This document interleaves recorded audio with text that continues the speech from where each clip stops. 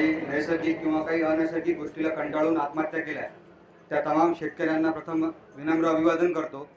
आजच्या या 7व्या मध्य भारतातील सर्वात मोठ्या कृषी प्रदर्शनात आपण बसलेले आहात। या शेळीपालन व्यवस्थापनाच्या कार्यक्रमाच्या निमित्तानं ज्यांनी आता सखोल मार्गदर्शन केले असे आमचे मार्गदर्शक रोकडे सर व आपण इथं या शेती विषयाला जिवंत ठेवण्यासाठी आपण जिवंत मनाने उपस्थित राहिले त्याबद्दल आपल्या सर्वांचा एकदा आभार मानतो। मी माझा परिचय देतो। मी अभयसिंह मनोहर मारोडे, मी डॉक्टर नाही, ते सरांचं डिसिग्नी होतं। मी MA झालेला आहे। माझ्याकडे विद्यापीठात 7 डिग्र्या आहेत, 120 नॅशनल सर्टिफिकेट मला मिळालेले आहेत। तरीही मी शेती करतो आणि येणाऱ्या सर्व माझ्या तरुणांना मी आवाहन करतो की आपण कुठपर्यंतही शिका आणि शेतीच करा, कारण तीच आपल्याला वाचू शकते। असो माझा विषय आहे शेळीपालना संदर्भातला। सरांनी भरपूर आपल्याला याचा अनुभव सांगितलेला आहे। सरांचं सगळं टेक्निकल असलेलं आहे, काही अनुभव त्यांचा एक्सपिरियन्सही होता। पण आपण शेती या शेळीपालनाविषयी शेती संबंधित आहे। आपला देश कृषीप्रधान देश आहे आणि जवळपास 60% लोक शेती करतात।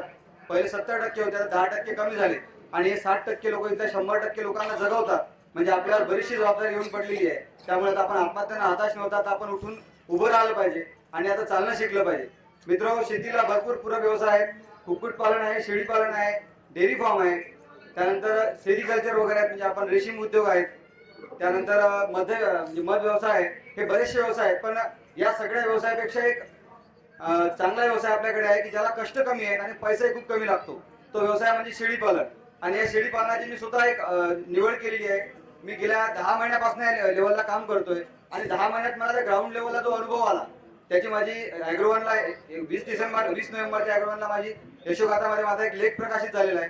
त्या लेखात सगळे डिटेल्स आहे, पण आता मी तुम्हाला काही माहिती सांगणार आहे। बरेचसं सरांनी सांगितलं, पण मित्र आपण सगळे LT डिपार्टमेंटचे माणसं आहात। LT डिपार्टमेंट म्हणजे LNT म्हणजे लेव टोले डिपार्टमेंटचे आपण शेतकरी माणसं आहोत। कारण शेतकऱ्याला टोले घेतलं जमत नाही, पण ते टोले आपण कुठपर्यंत घेतले पाहिजे, कारण बऱ्याचशा गोष्टी तर की त्या आता ते बंद करून आपल्याला काहीतरी क्रिएटिव्ह केलं पाहिजे। म्हणून आपण शेळीपालनाकडे एका वेगळ्या पद्धतीने बघितलं पाहिजे, कारण ट्रॅडिशनल थिंग्स आपण सोडून दिल्या पाहिजे।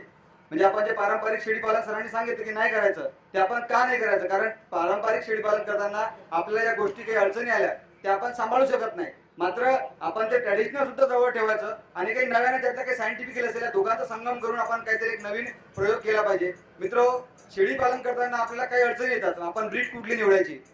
आता बऱ्याचशा लोकांचं होतं की आता आफ्रिकन बोर वगैरे आहे, सिरोही आहे, यातनं आपल्याला भरपूर पैसा मिळतो। पण मित्र, आपण ज्या भागातल्या आहेत प्रथमतः शेळीची निवड करताना आपण आपल्या लोकल मार्केटला आणि आपल्या वातावरणात जगणारी शेळी आपण वागवावी, कारण तिचं संगोपन केल्यावरच आपण ती आपल्या वातावरणाशी जुळलेली असते। नवीन जनावर आणताना आपल्या भागात ते कधी कधी ऍडजस्ट होत नाही, त्यामुळे त्याला दगावण्याची शक्यता असते। आणि मित्र, आपण या व्यवसायाला व्यावसायिक म्हणून बघितलं पाहिजे, कारण कमर्शियल शिवाय हा सगळं होणार नाही। आपण शेळीपालन करताना शेळीला आपण गरिबाची गाय असं म्हणतो, पण आपण त्या पलीकडे जाऊन आपण तिला आता शेतीतून शेळीपालन व्यवसाय करताना शेतीला पूरक करावं आणि शेळीपालन मुख्य व्यवसाय करावा। कारण आपल्याकडे 2 एकर जमीन असली त्या 2 एकर शेतीमध्ये आपण फार उत्पन्न घेत नाही। कापूस सोयाबीनची हाल आपल्या सगळ्यांना माहिती आहे, एकरी 2 क्विंटलच्यावर होत नाही। त्यानंतर शेवटचा पर्याय आपल्या समोर काय असतो, आपला बाप फासावर लटकतो आणि आपण फक्त दुःख व्यक्त करतो आणि रडतो। पण या परिस्थितीत आपण रडून चालणार नाही, आता आपल्याला लढावं लागणार आहे। म्हणून आपण शेतीला पूरक करावं, कारण आता शेती फारसं आपल्याला उत्पन्न देत नाही। शेतीला पूरक करून एखाद्या जे शेतीपूरक व्यवसाय यांना मुख्य व्यवसाय करावा। म्हणून मी माझ्या डोक्यात एक नवीन संकल्पना उभी केली। मी माझ्या शेळीपालन या व्यवसायाला त्याला मुख्य व्यवसाय केला आणि माझी शेती त्याला मी पूरक करतोय। कारण 2 एकरात आपण जर एखादा कळवा असेल, त्याचा मेथीकाच असेल, कारण सरांनी त्याबद्दल थोडं माहिती नाही सांगितली, कदाचित ते माझ्याकडे सोडली असेल। शेळीचा जो आपण चारा असतो, आपण जर आपल्या 2 एकरामध्ये मेथीकाच असेल, आफ्रिकन टॉल असेल, लुसेन असेल, बर्सिम असेल, या सगळ्या गोष्टी जर पेरल्या तर 2 एकरात आपण साधारणतः 100 शेळ्यांचं पोषण करू शकतो। आणि 2 एकरातलं उत्पन्न जर आपण तसं काढलं, कापूस सोयाबीन जर घेतलं, आपण फारतर खर्च काढून 30 ते 35 हजारावर जात नाही। मात्र आपण त्या 2 एकरात बकऱ्यांचा चारा पेरून आपण जवळपास वर्षाला 6 ते 7 लाख रुपयाचं उत्पन्न करू शकता, एवढी हमी आहे शेळीपालनाला मित्र। मग या सगळ्या गोष्टी करताना आपल्याला शेळीची निवड करावी लागेल। शेळीची निवड करताना मी मगाशी तुम्हाला सांगितलं की आपण आपल्या वातावरणातली शेळी आणावी, तिला चांगलं संगोपन करावं। मी यासाठी दुसऱ्या शेळींचं मार्गदर्शन तुम्हाला प्रिफर करत नाही, कारण आपल्याकडे एक आफ्रिकन बोर जात आहे, की जातीचं वजन खूप वाढतं, पण मात्र आपण इथं आणताना शेळीची किंमत खूप जास्त आहे। आफ्रिकन बोरची जर आपल्याला 40 किलोची फिमेल जर आणायची असेल तर तिचा भाव 4,000 रुपये किलो आहे, म्हणजे जवळपास 1,60,000 रुपयाला आपल्याला एक फिमेल मिळेल मित्र। आणि 1,60,000 आपण एक बकरी आणली आणि आपल्याला आपण लोकल मार्केटच्या बकऱ्या घेतात, चांगल्या क्वालिटीची बकरी 10,000ची मिळते। म्हणजे ह्या गोष्टी आपल्याला समजणं गरजेचे आहे की आपण शेळीपालन जर करतोय तर शेळीपालन आपल्याला फायद्याचं कसं ठरेल. मग ती 1,60,000ची एक बकरी आणायची, त्यापेक्षा आपण जर आपल्या लोकल मार्केटच्या 16 बकऱ्या आणल्या 10-10 हजाराच्या, तर आपलं उत्पन्न निश्चितपणे वाढणार आहे. ती बकरी वर्षाला 2च वेळा पिल्लं देईल आणि 2 वेळा पिल्लं दिले 4 पिल्लं दिले आणि 50 किलो 1 किलो पकडा शेवटी ते होईल 2 क्विंटल वजन. पण तिचं मांस विकताना आपल्याला बाजारभाव बघावा लागेल, कारण आपल्या शेतात काय विकते यापेक्षा बाजारात काय विकते याला महत्व जास्त असते. म्हणून आपण आपल्या शेतातलं जे उत्पन्न आहे, मग ते बकरी आपण जी किती महाग आणली तरी तिचं मटण जे बाजारात जाईल ते फक्त 400 रुपये किलो जाईल. ते आपण घरी म्हणजे आपण स्वतः स्लट करून विकलं तर 400 रुपयाला जाईल आणि आपण जर व्यापाराला बकरी विकली तर तो 200 रुपये किलो आपली बकरी जिवंत घेईल. त्यामुळे मित्र हा हिशोब कुठे लागत नाही. आणि आपण जर आपल्या 16 बकऱ्या आणल्या, त्या 16 बकऱ्यांचे 32 पिल्लं आपल्याकडे होतात, या 32 पिल्लांचं वजन 20 किलो पकडलं तरी आपण जवळपास 7 क्विंटल पर्यंत पोहोचतो आणि तिचं वजन 2 क्विंटल असते. आणि मित्र एवढी मोठी बकरी जर मिली तर आपण तसेच फाशा घेऊन राहिलो, मग आता लंब लागायची फार जास्त सोय आपण करू नका. म्हणून आपण आपला शेतीतला खरा हाच आपला दोष आहे की आपण आपल्या शेतीला व्यावसायिकता म्हणून बघत नाही. या शेतीत आपण जे लक्ष दिलं पाहिजे आपण त्या पद्धतीनं लक्ष देत नाही. आपले तरुण पिढ्या मुलं आहेत, भरपूर शिकतात, पण आपण आपल्या ज्ञानाला उपयोग जर शेतीत घेतला तर शेती सोडून दुसऱ्या जगातलं कुठलंच उत्पन्नाचा चांगला मार्ग नाही. हा माझा वैयक्तिक अनुभव आहे मित्र. मी वर्षाला 16 लाख रुपयाचं वार्षिक उत्पन्न फक्त शेतीतून नफा घेतो. शेळीपालनात मला 6 लाखाचा नफा काढला मी 9 महिन्यामध्ये. म्हणजे एका क्लास 1 ऑफिसरचा जर पगार काढला तर त्याला वर्षाला जवळपास 60-70 हजार रुपये 80 हजार पगार असेल सर. पण एका शेतकऱ्याला म्हणजे मला मी वर्षाला 16 लाख रुपये उत्पन्न काढतो, 1.25 लाख रुपये महिना येणारा शेतकरी तुमच्या समोर मी उभा मित्र. आपण हाताला होता कामा नाही म्हणजे होत नाही. शेतीकडे बघताना आपला पहिला दृष्टिकोन काय असतो की शेती होत नाही. आणि यानंतर येणाऱ्या युवा पिढीने जर शेतीकडे लक्ष दिलं नाही, या शेळीपालनाकडे वेगळ्या पद्धतीने बघितलं नाही मित्र, तर आपण निश्चितपणे गोत्यात जाऊ. आणि आपण आपली मानसिकता शेतीबद्दलची आणि शेळीपालनाबद्दलची बदलली पाहिजे. ज्या दिवशी मी शेळ्या आणल्या, माझं शिक्षण एम.ए. आहे, मी यवतमाळच्या गव्हर्नमेंट कॉलेजला बीएडला लेक्चरर होतो, मी जॉब लेफ्ट केली. पण मित्र ज्या दिवशी मी शेळीपालन सुरू केलं, माझ्या सगळ्या नातेवाईकांनी म्हणजे 90 नाही 99 म्हटलं की यार तू काय करतोय, इतक्या शिकलेला शेळीपालन सगळं हातले. मी त्यांच्या हसण्याकडे लक्ष दिलं नाही. मला काहीतरी नवीन उभं करायचं होतं, मला माझ्या शेतीत काहीतरी स्वतःची क्रेडिट करायची होती. मी केलं. आज माझ्याकडे भरपूर उत्पन्न आहे. आणि ज्यावेळेस माझ्या आयबीपी माझा असेल, आस्टेक असेल, एनडीटी इंडिया असेल, माझ्या मोठ्या मोठ्या 17 मुलाखती आल्या, त्यावेळेस तेच नातेवाईक त्यांनी मला नाकारलं. तेव्हा क्या नातेवाईक आमचा खूप चांगला पोरगा आहे, खूप चांगला व्यवसाय. त्यामुळे आपल्याला एखादी गोष्ट सुरू करावी लागेल. त्यामुळे आपण जोपर्यंत सुरुवात करत नाही त्यापर्यंत या सगळ्या गोष्टी होणार नाही. मित्र, शेळ्यांमध्ये भरपूर प्रॉब्लेम असतात. मी तुम्हाला शेळी कुठली घ्यावी सांगितलं की आपल्या वातावरणात घ्यावी. त्यानंतर ज्यावेळेस आपल्या करडांचा पिल्लांचा जन्म होतो, म्हणजे मी आपल्या विदर्भाच्या भाषेत बोलणार आहे, म्हणजे चालेल ना, कारण त्यातच आपण जास्त हे राहू सोयीस्कर करू.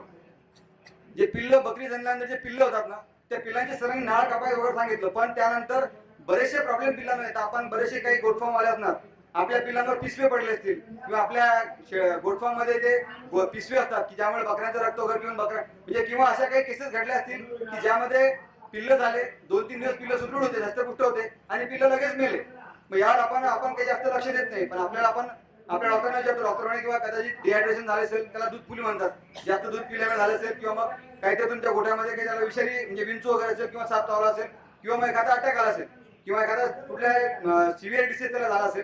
पण मित्र असं कधी होत नाही. आपण पिल्ल झाल्यानंतर ज्यावेळेस त्या पिल्लांच्या आईची आंघोळ करतो त्याच वेळेस त्या जन्मलेल्या बकऱ्यांच्या पिल्लांची आपण स्वच्छ केल्यानंतर त्या तोंडातलं त्याचं सगळं ते द्रव काढल्यानंतर आपण त्याला पिल्लालाही थोड्या वेळाने आपण म्हणजे वातावरण बघून त्याला थोडं गरम पाण्याने नाही धुतलं तरी पुसलं तरी पाहिजे. कारण त्याच्या अंगावर जो एक स्टिकी सबस्टन्स असतो तो काढून आपण त्याला जर काढला नाही तर त्याच्यावर माशा बसतात. माशा बसल्यानंतर त्या माशा शी करतात आणि त्यानंतर जंत निर्माण होतात आणि त्यामुळे बकऱ्यांच्या शेपटीच्या जवळ हा सगळा प्रकार असतो.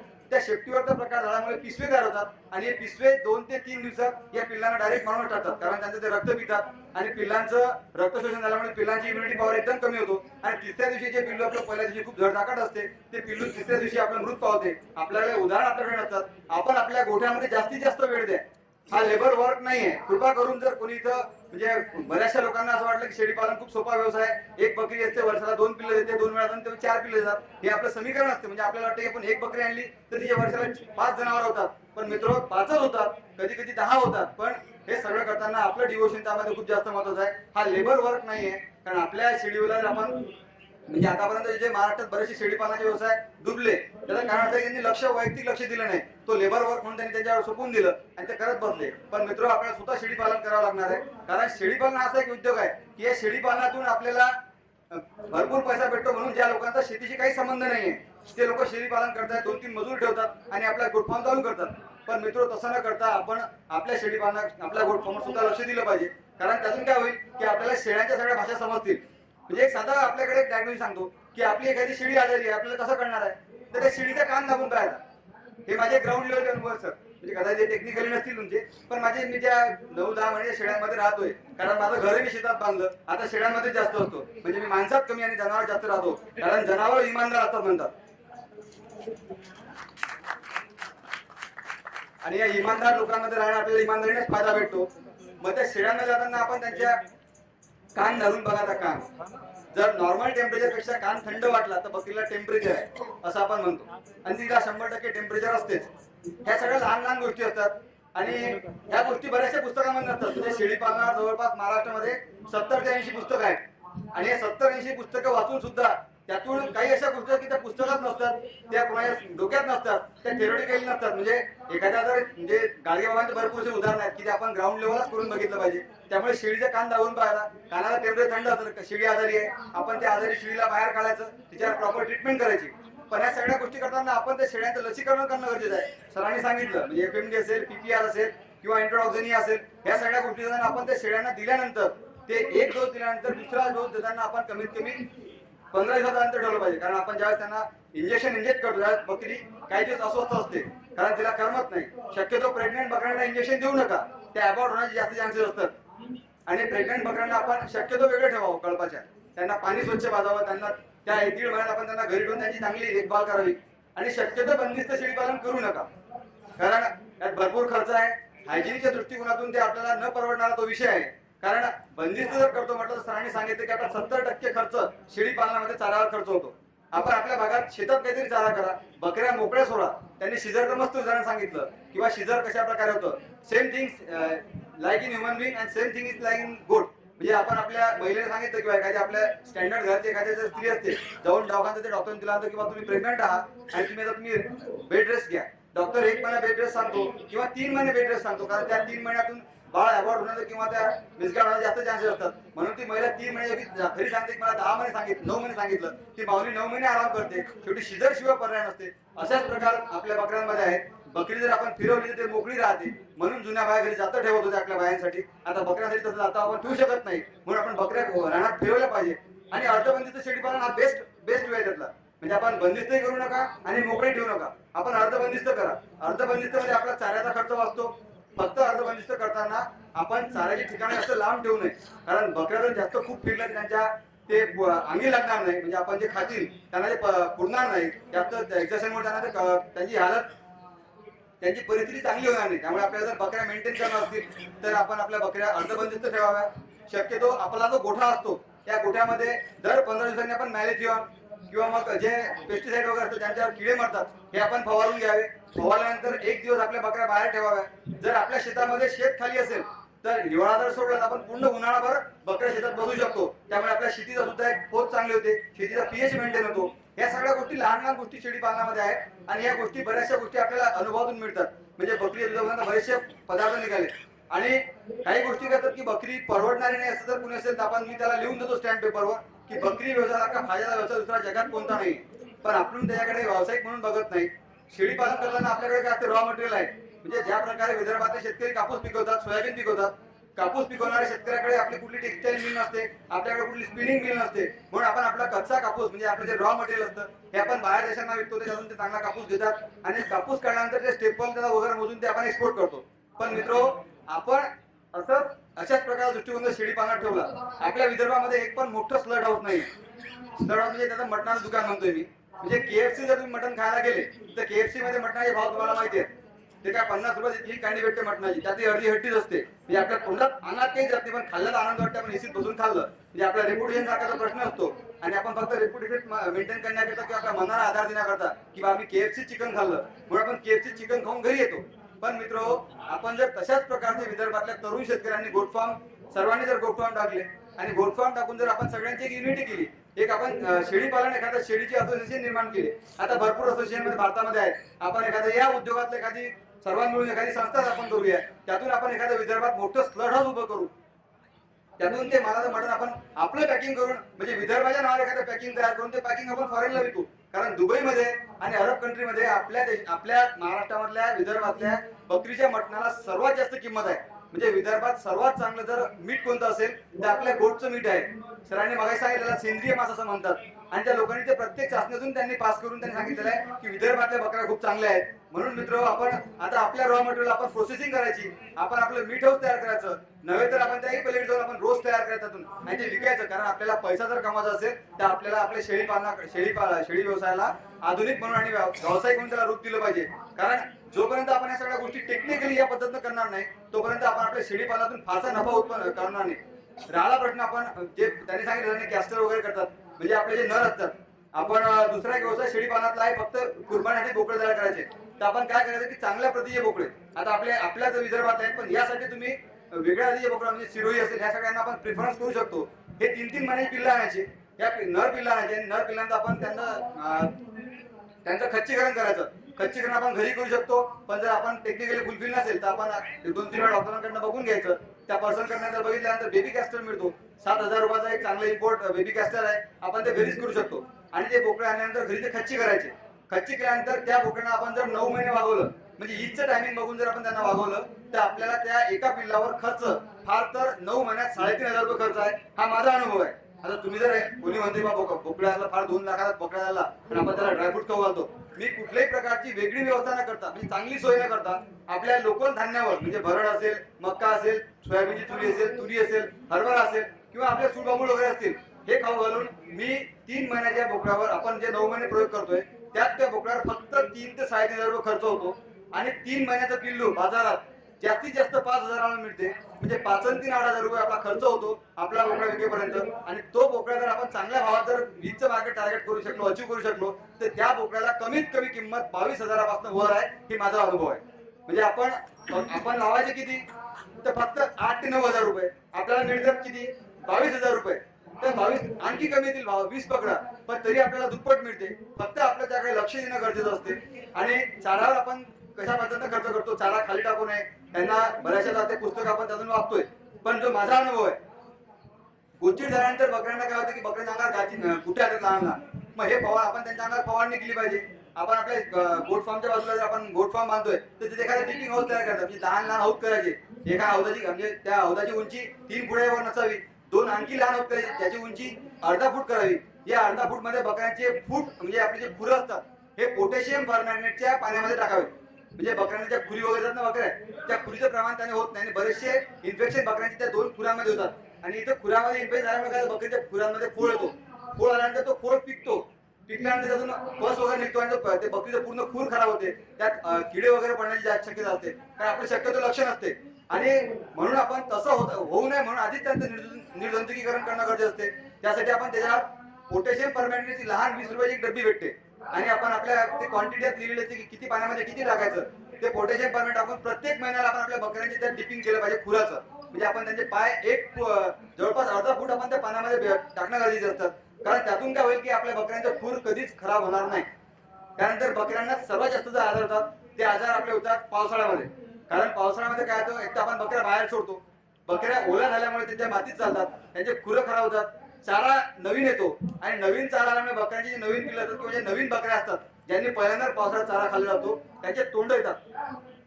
मग तोंड आल्यानंतर आपण काय करतो की तोंडाला भरपूर प्रकारची बाजारात औषध उपलब्ध असतात, पण ते सगळे महाग असतात. आणि आपल्याला कसा कमी खर्च लावून जास्त उत्पन्न जर घ्यायचं असेल तर बाजारामध्ये बोरिक ऍसिड मिळते आणि ग्लिसरीन. बोरिक ऍसिड आणि ग्लिसरीन घ्यायचं, त्याचं मिक्सर करून त्या बकऱ्यांच्या तोंडाला लावून द्यायचं. बकरीचं तोंड फार तर 2 ते 1.5 दिवसात बसून जाईल, त्यामुळे आपला बराचसा खर्च वाचतो. त्यानंतर बकऱ्या फुगतात. आता मी तुम्हाला ते सगळं सांगणार नाहीये कारण टाइम भरपूर कमी आहे. टाइम कमी आहे, सरांनी सगळं टेक्निकल सांगितलं, पण जे नॉन टेक्निकली पण फार महत्वाचं आहे. असं तुम्हाला सांगतो की बकऱ्या आपल्या फुगतात, म्हणजे बकऱ्यांना पोट फुगी आपण झालेली असं म्हणतो. त्या फुगल्यानंतर काय होतं की आपण डॉक्टरांना बोलवतो, डॉक्टर याला कधी कधी वेळ लागतो आणि बकऱ्याचं जास्त पोट फुगल्यामुळे बकरी दगावण्याची शक्यता, कारण तिचं रेस्पिरेशन सिस्टीम वाढते सर, आणि रेस्पिरेशन वाढल्यामुळे तिचा श्वासोच्छ्वास वाढतो आणि बकरी दगावण्याची शक्यता असते. मग असं असताना काय करायचं की आपण आपल्या गोट फार्मवर 18 नंबरची निडल ठेवायची. 18 नंबरची निडल ठेवायची जाळी, ती बकरीच्या राईट स्टमक असते त्याला इंजेक्ट करून ते बरोबर मास्क इंजेक्ट करायचं आणि त्यातून आपण गॅस बाहेर काढू शकतो. हा एक पर्याय आहे. दुसरा पर्याय, आपण तिला थोडंसं एरंडीचं तेल त्यात 2 ते 3 थेंब टर्पाईन तेल किंवा नाही एरंडीचं तेल भेटलं आपण खायचं तेल थोडंसं, म्हणजे फार तर 10-5 ml खायचं तेल, त्या 2-3 ड्रॉप्स टर्पाईन तेलचे हे आपण तिच्यात जाऊन तिला पोटात जातं, तिला लगेच आराम मिळतो. त्यामुळे बकरीचा श्वासोच्छवास चांगला होतो. दुसरी गोष्ट आहे की आपण आपल्या बकरीच्या गोठ्यामध्ये जे आपण ज्यावेळेस एखादा जर काही स्नेक बाईट झाला, एकदा स्नेक बाईट झाल्यावर बकरी जिवंत राहू शकते, पॉसिबिलिटी आहे. म्हणजे राहते असं मी म्हणत नाही, पण राहू शकते. मात्र विंचू चावल्यामुळे बकरी 15 ते 20 मिनिटात दगावते, हा आमचा अनुभव आहे. त्यामुळे आपण आपल्या गोठ्याची स्वच्छता ठेवणं फार गरजेचं असते. शक्य झाल्यास गोठ्यामध्ये 2 ते 3 कोंबड्या ठेवा, म्हणजे आपला दुसरा एक फायदा चालू होऊन जाईल. म्हणजे आपल्या गोठ्यात जर कोंबड्या ठेवल्या तर कोंबडी त्या गोठ्यामध्ये गोचीड होऊ देत नाही आणि कुठलाही हलणारा जो जंतू असतो ते कोंबडी खाऊन घेते. म्हणजे जर कुठले वर्म्स असतील, गोचीड असतील, त्या म्हशी असतात काळ्या काळ्या लहान, त्या म्हशी असतील किंवा मग आपले विंच वगैरे असतील, हे कोंबडी खाऊन घेते. 2 फायदे होतात, आपल्या बकऱ्या वाचतात, बकऱ्या चांगल्या राहतात. दुसरी गोष्ट, आपल्या घरी जर कोंबड्या असतात, कोंबड्या वाढतात, म्हणजे आपल्याला ती एक आपल्याकडे एक उत्पन्न साधन होऊ शकते. आणि हे कोंबड्या ठेवताना फक्त त्या दिवसभर त्या बकऱ्या नसताना ते गोठ्यात सोडायच्या, नंतर कोंबड्या वेगळ्या ठेवायच्या. कारण कोंबड्यांच्या पंखामध्ये सुद्धा पिशवी जास्त वाढतात, त्यांच्या अंगात हीट असल्यामुळे त्यांच्या पंखात पिशवी होतात. नाही तर मग असं काय होईल, आपण करायला एक जायचं आणि दुसरं होते, आपण जास्त लक्ष देऊन करत नाही. म्हणून आपण त्या कोंबड्या वेगळ्या ठेवायच्या. म्हणून मी तुम्हाला सांगतो की काही गोष्टी आहे माझ्या, कोंबड्या वागू आपण त्या बकऱ्या गोट फार्मच्या दूर ठेवा, त्यानं काय होईल की त्या पिशवी वगैरे बकऱ्यांना होतील नाही. त्यानंतर ज्यावेळेस असं काही पॉयझनस केस असते तर आपल्याकडे ॲट्रोपिन सल्फेट नावाचं इंजेक्शन असलं पाहिजे, बरोबर आहे सर? ॲट्रोपिन सल्फेट हे आपण म्हणजे बकरीच्या वेटवर द्यायचं. 0.25 ml जर 20 किलोची बकरी असेल तर आपण तिला ते इंजेक्ट करायचं. इंजेक्ट करताना ते व्हेनमध्ये असतं, म्हणजे बकऱ्यांना इंजेक्शन करण्याचे 2-3 प्रकार आहेत, ते आपण जरी शिकून घेतले तरी फार सोपं राहील. कारण प्रत्येक वेळेस वेटरनरीला बोलवा, तो कधी येईल. त्यामुळे आपण या सगळ्या गोष्टी सुद्धा केल्या पाहिजे, प्रॅक्टिकल आपण केलं पाहिजे. आणि प्रॅक्टिकलीच फार सगळ्या गोष्टी केल्यानंतर सक्सेस होतात. म्हणून मी स्वतः वॅक्सिनेशन करतो, स्वतःच इंजेक्शन देतो. हा मोठेपणा नाही मित्र, पण आपण एखाद्या गोष्टीचं सातत्य कसं असलं पाहिजे, आपलं काम करताना डिवोशन कसं असलं पाहिजे. नाही तर बाबा आपण गोट फॉर्म केला, 100 बकऱ्या घेतल्या, गाव पुढच्या वर्षी किती राहिल्या, ते 40च राहिल्या, बाकी दगावल्या. मग आपण आपल्या डोक्यावर हात ठेवतो, दैवार नसेल किंवा ते आपल्या कदाचित जमलं नसेल, आपण साला अमावस्येला सुरू केला म्हणून तर झालं असेल काय, मग आपण गोट फॉर्मची ग्रहशांती करतो. या सगळ्या केल्यापेक्षा आपण आपल्या शेतात आपली मनशांती असणं गरजेचं असते. आपण स्वतःच्या आपल्या गोट फॉर्मला फार लक्ष देऊन करणं गरजेचं आहे. बकऱ्याच्या जाती आपल्याला माहिती आहेत, बकऱ्याचे आजार आपल्याला जवळपास सगळे माहिती आहेत. मॅलिथियन असेल, सायपरमेथिन असेल, हे बकऱ्यांवर फवारलं पाहिजे. फक्त त्या दिलेल्या प्रमाणानुसार जास्त फवारू नका. लहान पिल्लं असतील यांना आपण शक्यतो बकऱ्यांच्या सोबत मोकळं सोडू नका, कारण बकऱ्यांसोबत जर ते राहिले तर ते बकऱ्यांच्या कळपात राहून ते कदाचित बकरी त्यांना मारून ते मरतात. म्हणून आपण लहान पिल्लं शक्यतो 3 महिने जवळ वेगळे ठेवा. त्यांना आपण गव्हाचा जो कोंडा असतो ना, घरी बाया पोळ्यावर केला कणिक गायला जो कोंडा उरतो, हा फुकट आहे आपल्याला, हे फुकटचा फायदा आपल्याला. आपण तो कोंडा घ्यायचा, पिल्लांना खाऊ घालायचो, पिल्लांची वाढ सर्वात जास्त त्याने होते. हे आपण लक्षात ठेवतो. आपण ह्या सगळ्या घरगुती गोष्टी होतात. आपल्याला घरचा फेकलेला भाजीपाला असतो, आपण घरचे जे खाते भाजी आहे देठं फेकून देतो, ते घ्यायचे, बकऱ्यांना खाऊ घालायचे. ह्या सगळ्या गोष्टी करताना बकऱ्यांना आणखी एक सर्वात महत्त्वाची गोष्ट, बकऱ्यांना पाणी फार स्वच्छ लागतं. म्हणजे एकदा बकरी दिवसभर उपाशी राहिली चालेल, पण तिला जे पाणी आपण पाजतो ते पाणी स्वच्छ पाजणं गरजेचं असतं. बऱ्याच वेळेस काय होते की आपण आपल्या गोठफार्ममध्ये एखादं उदाहरण बघतो किंवा आपण आपल्या बकऱ्यांची खूप व्यवस्था घेतो, पण बकऱ्यांचं अबॉर्शनचं प्रमाण वाढते किंवा एखादी बकरी प्रेग्नंटच राहत नाही. कारण काय असतं की त्या बकऱ्याच्या दूषित पाणी पिल्यामुळे सगळ्या गोष्टी होतात. किंवा दुसरं कारण असते की आपल्या गोठफार्ममध्ये आपण जे पाणी ठेवतो हे पाणी जर थोडं सुद्धा गरम झालं ना, म्हणजे कोमट झालं, तरी बकरीचे पाणी पिल्यानंतर अबॉर्ट होते. हा आमचा अनुभव आहे. म्हणजे आम्ही कुठल्या पुस्तकात नाही वाचलं, पण हा आमचा अनुभव आहे. असा नाही होतात. म्हणजे कधी कधी तर बकरी जास्त आवाज झाल्यामुळे सुद्धा मरते. आमचा गोठफार्मावर टीन टाकलेले आहेत, त्या टीनावर माकडं कुदले, म्हणजे आम्ही त्याला वाननेर म्हणतो, ते वाननेर कुदले आणि वाननेर कुदल्यामुळे एक बकरी आम्हाला कळलं नाही, ते बकरी एकदम मेली. आम्ही भरपूर परेशान झालो किंवा नेमकं काय झालं. मग शेवटी नाही समजलं. आम्ही त्या बकरीला पीएम करायला मापसू मध्ये गेलो, अकोल्याच्या मापसूच्या ब्रँचला. पण ते त्यांनी सांगितलं, पीएम वगैरे केलं, त्यांनी सांगितलं की बाबा पॉयझनस केस नाही आहे, हेल्थ चांगली होती, सगळं त्यांनी ते रेकॉर्ड दिलं. नाही कळलं. मग नंतर सर म्हणत की नेमकं झालं काय. मग आम्ही दिवसभरात सगळं अनालिसिस केलं, मला सुद्धा समजलं नाही. पण नंतर 1-2 दिवसानंतर परत तसा एक प्रकार घडत होता. असेच माकडं कुदले, 2 बकऱ्या घाबरून खाली पडल्या. मग आम्ही लक्ष दिलं की कदाचित त्यांनाही झालं असेल. मग नंतर मी मापसूच्या सरांना फोन केला, डॉक्टर मोदी आहे, सदाशिव मोदी म्हणून, ते वेटरनरी मध्ये चांगला हँड आहे, त्यांना मी फोन केला. म्हटलं सर असं आहे, असं होऊ शकतं का. ते सर म्हणत की आता आमचा अनुभव नाही आहे, पण असा ना जास्त आघात झाल्यामुळे बकरी घाबरू शकते आणि ते चान्सेस होतात, असं होऊ शकते. त्यामुळे बकरीला जपताना, बकरी जरी काचेचं भांड आहे तरी त्या काचेच्या भांड्याला आपण फायबर मध्ये कन्वर्ट केलं पाहिजे. म्हणजे आपण तिला जास्त असं नाजूक न करता आपण तिला आपल्यात मिसळू दिलं पाहिजे. म्हणजे काय होतं की आधी आता ग्लोबल वॉर्मिंगचा प्रश्न पूर्ण जगामध्ये आहे. ग्लोबल वॉर्मिंग काय, वातावरण खूप वाढणार आहे, वातावरण वाढल्यानंतर आपण कसं जगू की नाही जगू, ह्या सगळ्या गोष्टी आहेत. पण ज्या दिवशी वातावरण 25 होतं तरी आपण जिवंत आहे. आपल्या काश्मीरमधले लोक जिवंत आहेत, आपल्याकडे 50 आहे आपण अजूनही जिवंत आहे, 60 झाल्याने आपण जिवंत राहू. त्यामुळे ह्या सगळ्या गोष्टी सराउंडिंग मध्ये राहणार होतात. त्यामुळे बकऱ्या फार काही त्यांना एसी नका ठेवू, त्यांची काही फार जास्त व्यवस्था करू नका. लोकल ब्रीडला जास्त प्रिफरन्स द्या. आपल्या विदर्भातली बेरारी आहे, तिच्यावर जास्त संगोपन लक्ष द्या आणि आपल्या लोकल ब्रीडवर खर्च करून तिला चांगलं वळवा ना. म्हणजे आपण तो त्यांची रेजिस्टन्स पॉवर जास्त असते, ती आपल्या हाताना सहज राहते आणि आपल्या बाजारात लवकर विकल्या जाते. आता समजा एखाद्या बाजारात जर मुसळीचा बाजार असेल, सफेद मुसळीचं नाव ऐकलं असेल तुम्ही. सफेद मुसळी ही आयुर्वेदामध्ये फर्स्ट आहे, चांगली महाग कॉस्टली वनस्पती आहे. आता जर तुम्ही नागपूरच्या बाजारात जिथं आपला रोजचा आठवडी बाजार असतो, या बाजारात जर आपण सफेद मुसळी घेऊन गेलो तो कोणी घेणार आहे काय? तिचे भाव 2000 रुपये किलोचे आहे आणि आपला पालक आणि मेथीचे आहेत तुम्हाला माहिती भाव 5-10 रुपये किलोचे आहेत. मग अशा ठिकाणी हे विकलं जाईल का? त्यामुळे आफ्रिकन बोर आणल्यानंतर किंवा आपण एखादी मोठी कॉस्टली ब्रीड आणल्यानंतर ती बाजारात ज्यावेळेस आपण विकतो त्यावेळेस तिचे रेट एक कम्पॅरिझन करा. म्हणजे याचा अर्थ मी तुम्ही चांगली ब्रीड वापरू नका असं म्हणत नाही, पण आपल्याला जर या व्यवसायातून उत्पन्न काढायचं असेल तर आपण उत्पन्न लावताना कमी खर्चात अधिक उत्पन्न कसं घेता येईल याकडे लक्ष दिलं पाहिजे. म्हणून आपण आपल्या ब्रीड वापराव्या.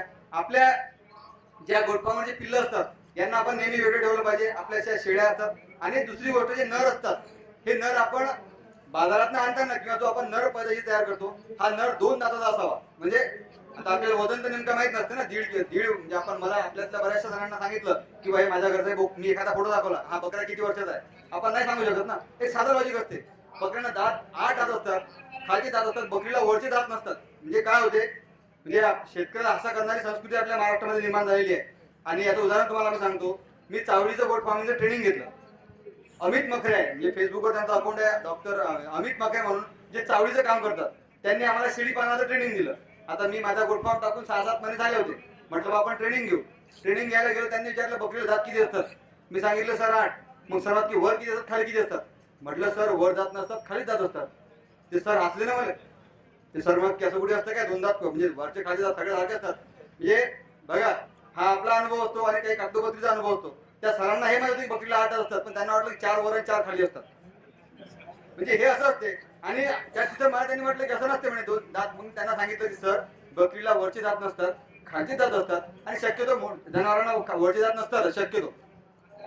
मग ते दात आपण मोजायचे, 8 दात असतात. त्यात जेवढे दात मोठे झालेले असतात त्यावर बकरीचं वय आपल्याला समजते. म्हणजे जर आपल्याला बाजारात गेल्यानंतर आपल्याला जर 1.5 वर्षाचा नर आणायचा असेल तर तो नर आपण कसा ओळखावा, कारण विकणारा सांगणार नाही 1.5चा आहे की 2चा आहे. एखाद्या म्हातारा नराला किंमत मिळणार नाही. मग हे असं असताना काय करायचं की त्या बकरी दात बघायचे. दात बघल्यानंतर त्या जो दातांचा सिक्वेन्स आहे त्यामध्ये जे दात मोठे झाले असतात त्याच्याकडे वय असते. जर 2 दात असले तर 1 वर्षाचा नर असतो, दात 3 असले तर तो 1.5 वर्षाचा असतो, 4 असले तर तो 2चा कम्प्लीट झालेला असतो किंवा थोडं मागे पुढे असतो. हे असं आपण घ्यायचं. ईदला विकताना किंवा विकत देताना जे लोक व्यापारी बोकडी घेतात त्या बोकड्यांचे दात 2 असले पाहिजे. आपण आपल्या घरी एखादे नर खच्ची करून ते बाजारात घेऊन जाऊ आणि मग तुम्ही म्हणतात की बाबा कोरडे सरांनी सांगितलं आणि मी अभय मारोडीने सांगितलं बकरी ईदला किंमत भेटते आणि तुमच्या बकऱ्याचे दातच नसले तर ते घेतील नाहीत मित्र, तुमचं तिथं नुकसान होईल. म्हणून ईदला सुद्धा 2 दाताच्या वरचेच बोकडे ते वापरतात. ईदला खच्ची केलेले बोकडे त्यांना जास्त प्रिफरन्स असते. त्यामुळे म्हणून ह्या सगळ्या गोष्टी लहान लहान गोष्टी असतात, हे आपण डायग्नोज केल्या पाहिजे. बाजारात गेल्यानंतर बकरी घेताना आपण एक विचार केला पाहिजे. बकरी आणताना बरेचसे लोक बकऱ्यांना काही खाऊन आणतात, त्यामुळे बकरी आपण ते आपल्याला सुदृढ वाटते. पण अशी बकरी घेताना आपण त्या बकरीच्या पोटावर टिचकी मारून बघायची. जर आपण त्या बकरीच्या पोटाला टिचकी मारली तर बकरी थोडीशी घाबरते. घाबरलेली असते की समजा की बकरीच्या पोटाला काहीतरी त्रास आहे किंवा हिला काहीतरी रात्री बेसनाचं वगैरे कणिकचं पाणी पाजलेलं आहे, त्यामुळे बकरी पूर्ण फुगलेली आणि आपल्याला हेल्दी बकरी खूप हेल्दी वाटते. पण ती हेल्दी वगैरे नसते, तिला काहीतरी भरपूर चारून तिला पाणी पाजून आणलेलं असते म्हणून ती फुगलेली असते. त्यामुळे या सगळ्या 2-3 गोष्टी बघायच्या. बकरी उभी केल्यानंतर तिच्या पायाची स्ट्रेंथ बघायची समोरची. त्या पाय सरळ असतात, सरळ असली तर बकरीचे म्हणजे बांधा जर चांगला असतात तर बकरी चांगली आहे. बकरीचे पाय बघायचे, खूर बघायचे. त्यांच्या अंगावर काही गाठी असतात, त्याला रसुली म्हणतो आम्ही. तुमच्या इकडे भागात माहित नाही नेमकं काय म्हणतात, तर ते रसुली असते. त्या रसुलीला कुठल्याही प्रकारचा तुम्ही औषध नाही केलं चालेल, कुठल्याही प्रकारे डॉक्टरला नाही बोलावलं चालेल, इलाज कुठलाच करू नका. कारण काही गोष्टी असतात की त्याच्यावर इलाजच नसतो, मग त्या सोडून द्यावं लागतात. म्हणून ते रसुली झाल्यानंतर ते आपोआप म्हणजे पिकते, त्यातनं ते लाल तोंड करते आणि ते पिकल्यानंतर ते फुटते. फुटल्यानंतर त्यातला आपल्याला पूर्ण पस काढून घ्यायचा आहे दाबून. काढल्यानंतर तो कापसाने कॉटनने साफ करून घ्यायचा. त्यावर तुम्ही मग बेटाडीन वगैरे लावून घ्यायचं किंवा मग टिंचर टाकून द्यायचं. झालं, दुसरं काहीच लावायचं काम नाही. पावसाळ्यात टिंचर टाकल्यामुळे किंवा एखादा स्प्रे जो टॉपिक वगैरे भरपूर कंपनी स्प्रे आहे तो स्प्रे मारायचा. स्प्रे मारल्यामुळे माशा बसत नाहीत. पण पावसाळ्यात आपण स्प्रे किंवा तो चर्मिल हिमॅक्स वगैरे मलम न लावता, कारण त्यांनी जगह आणखी चिकचिक होते. एक नेबेसॉल वगैरेची पावडर आहे, बेटाडीन पावडर फॉर्म मध्ये जे असेल की जे आपल्या जखमावर औषध चालेल असे आपण पावडर फॉर्म मधले आपल्या गोट फॉर्म मध्ये ठेवणं गरजेचं असते. गोट फॉर्म मध्ये काही गोष्टी तुम्ही जवळ ठेवा. अँटीबायोटिकचे काही इंजेक्शन असतील ते आपल्या गोट फॉर्म मध्ये असले पाहिजे. नॉर्मल टेम्परेचर आपल्याकडे थर्मामीटर असलं पाहिजे. आपण स्वतः ताप घेतला पाहिजे. बकऱ्यांचं नॉर्मल टेम्परेचर 103 असते आणि हायेस्ट 108 असते. हे आपण लक्षात घेतलं पाहिजे. म्हणजे आपण चेक करताना बघायचं एखादी बकरी जर काही खात वगैरे नसेल तर तिचा कान दाबून पाहता थंड असणारं टेम्परेचर आहे. कदाचित गरमही असलं तरी आपण तिला आपलं ते थर्मामीटर लावून चेक करायचं. 103 जरी असलं तरी तिला काहीतरी प्रॉब्लेम असू शकतात. मग तिला एखादा अँटीबायोटिक लावायचं. अँटीबायोटिक लावताना 2-3 डॉक्टरांचा सल्ला घ्यायचा किंवा मग आपण त्या सगळ्या गोष्टी स्वतः केल्या पाहिजेत. मित्र होय, हा दुसरा जॉब नाही, लेबर डिपेंडिंग जॉब नाही. त्याच्यामुळे तुम्ही आपल्या लेबर अडवून, कारण आपण आपल्या ज्या बकऱ्या जाणारा गडी असतो हा निश्चितप्रमाणे अडाणी माणूस असणार आहे. आपण 200 गोट बकऱ्या आणल्या आणि एखाद्या अडाणी माणसाला त्यावर ठेवलं, कारण तो बिचारा शिकलेला नसतो म्हणून बकऱ्या धरतो आणि त्याला काय आपला जो पगार फिक्स असतो. त्याला आपल्या 200 बकऱ्या मिळाल्या तरी फरक पडत नाही. त्याला फरक पडतो पगाराला. त्याला महिन्याला एक पगार द्यावा लागतात. म्हणून आपणही आपल्या बकऱ्यांना लक्ष दिलं पाहिजे आणि आपण सोबत त्याला ट्रेन केलं पाहिजे. म्हणजे माझ्या मी 2 गडी आहेत की जे अंगठा छाप आहेत, ते इंजेक्शन देतात, ते वॅक्सिनेशन करतात. आता बकऱ्यांचे सगळे आजार ते स्वतः डायग्नोसिस करतात. त्यांचे सिम्पटम ते लगेच ओळखतात. म्हणजे माझ्यापेक्षा ते तयार झालेले आहे. मित्र, म्हणून आपण आपल्या गोट फार्मवर काम करताना आपण डिव्होशन देऊन लक्ष देऊन काम करा. आपले जे गडी असतील त्यांना सांगा की बा असं असलं तर नॉर्मली असं होते, तसं होते. आणि ह्या काही गोष्टी असतात त्या बेसिक असतात, त्या आपल्याकडे असणं गरजेचे असतात. मला वाटते वेळ जास्त होत आहे. जास्त वेळ नसल्यामुळे मी बऱ्याचशा काही गोष्टी ज्या लिहून आणल्या त्या आपल्याकडे इलॅबोरेट करू शकलो नाही.